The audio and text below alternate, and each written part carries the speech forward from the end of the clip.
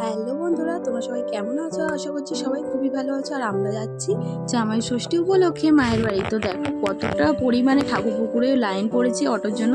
তো ওখানে অটো ধরে চলে এলাম। তো সেদিন আর কোনো ভিডিও করা হয়নি। তো পরের দিন সকাল সকাল দেখো বাপি এখানে এনেছিল মাংস। তো দু রকম মাংস এনেছিল, একটা হচ্ছে খাসির মাংস আর একটা হচ্ছে কালবাট মুরগির মাংস। তো সেগুলোই ধোয়াধুয়ি আমি করে নিয়েছি।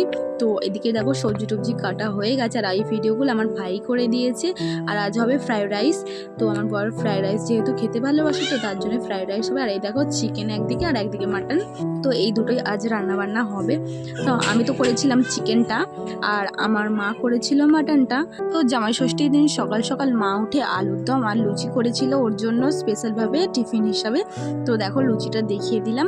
আর এখানে দেখো ফল মিষ্টি লুচি আলুর দম এইসব দিয়ে ওকে টিফিন করতে বসিয়ে দিচ্ছে। আর এখন একটু আশীর্বাদও করে দিচ্ছে দুজনকে। আমার ছেলেও যেহেতু এবছরে দেখো সেকেন্ড বার আমাদের সাথে এসেছে জামাই ষষ্ঠী, তো তার জন্য ওকেও একটু বরণ করে দিল আমার মা। তো ও দেখো কত সুন্দর চুপচাপ বসে আছে। তো তারপরে দেখো ওরা এখানে টিফিন করে নিল, আর আমরা ওইদিকে টুকটাক করে রান্নাবান্নাটা করছিলাম। তো আজের মেনুতে ছিল চিকেন মাটন ফ্রাইড রাইস আর ছিল চাটনি দই মিষ্টি এই সব কিছু দিয়েই সেদিন খাওয়া দাওয়া করেছি। আর আমার বর তো টিফিনটাই খেয়ে শেষ করতে পারিনি, আমাদের ডাক ছিল যে আয় তোরাও খাবি। তো তারপরে দেখো আমার বর আবার আমার মাকে একটা শাড়ি উপহার দিয়েছে।